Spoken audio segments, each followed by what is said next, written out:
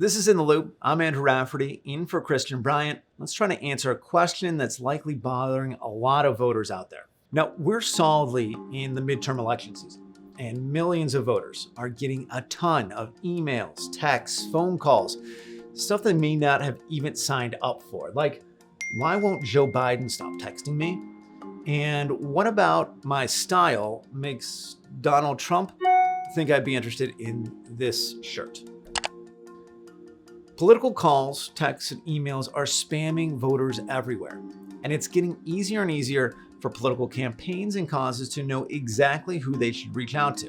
While robocalls have been used in politics for decades, the growth of tech and social media giants and an ever-increasing data footprint means campaigns can know a ton about you before they even try to call. When you register to vote, you have a voter file. That includes your address, phone number, usually your email. Most states allow political campaigns to access that information. And as the University at Buffalo professor and political communications expert Jacob Neiheisel told us, many political campaigns build and grow lists, and those often snowball over time. They get passed down and sold from one campaign to another. If you don't have a lot of resources as a candidate or as a campaign, you usually are going to have access to the voter file, and that's what you're going to do a lot of your targeting from, is just the voter file. If you are somewhat better resourced, or you can draw upon the resources of your political party, you're going to have access to things that the party has collected internally. And also you're going to have access to, again, resource and party dependent, a lot of data from private firms. Those private firms take things a step further. They're able to find out a ton of other things about you from legal, relatively public sources like credit bureaus and IP addresses. You are able to reach out to them on the campaign side and then give these organizations hundreds of fields of demographics, from race and ethnicity, age, to things like income, education level, hobby and interest, gun ownership, whether they're a veteran or not, and then models. Are they likely to be supportive or against around 120 different issues? Paul Westcott from the nonpartisan political data firm L2 told us that a lot of this information may feel individual and personal, but campaigns are often using it as part of a broader effort to reach certain kinds of voters. This voter, Gene Smith, is at 123 Main Street and therefore is at this cookie, at this IP address, and this is their device ID.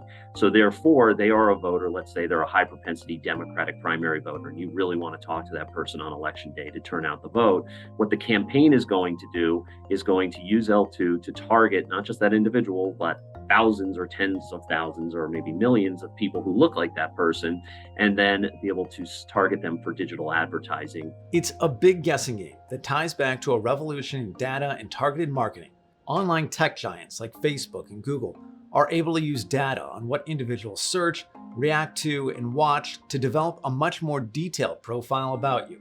Laura Edelstein, a postdoctoral researcher in computer science and co-director of the New York University's project Cybersecurity for Democracy, has seen this come up in her research. If you wanted to run a broadcast TV ad, you had to advertise to everyone who was watching Friends or the nightly news or, whatever.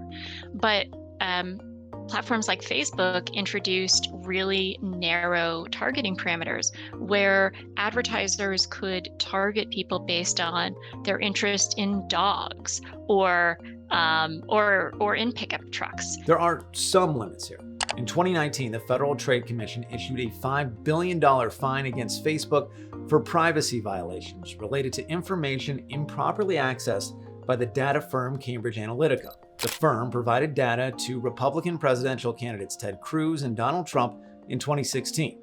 But most accessing of this data is totally legal, and it's led to a push for more oversight or regulation on your personal info. These are very powerful tools, and in the hands of the wrong person, a very powerful tool becomes a weapon. And I think that's why we do need the ad platforms to be a little bit more careful about, who they allow to use their platform. But for all this work to gather data about you and reach out, it's worth noting that this may only swing a small number of people, which could make a big difference. So much of what goes on in a campaign, particularly a big national campaign, is kind of baked in. And the reason why these operations are so sophisticated is that there's so very, very little room to maneuver. And so we're really looking at the margins here. So we're putting a lot of resources into finding little tiny advantages that may or may not exist out there. You look for any little advantage you can find, and this is where the data operations come in. So what can you do to protect yourself? Laura told us she thinks this shouldn't be an individual responsibility. Rather, there should be a policy change that can offer some solutions. Consumers shouldn't have to do so much. The onus shouldn't be on them. So I think one thing that we all can do is contact our elected representatives and tell them that we support a national privacy law that would give consumers a little bit more protection from having this data gathered about them in the first place. But in the meantime, sorry to say, your options are kind of limited. If a political campaign is using a larger data provider, or if the message you got actually ties to a campaign, you can unsubscribe.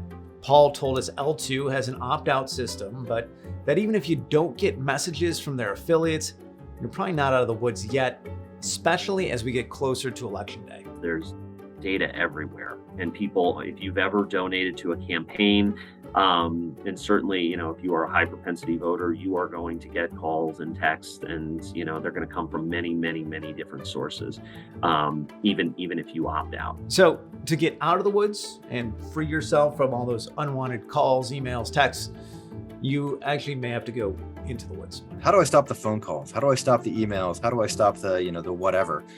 And basically it boils down to some advice you would give people going off the grid.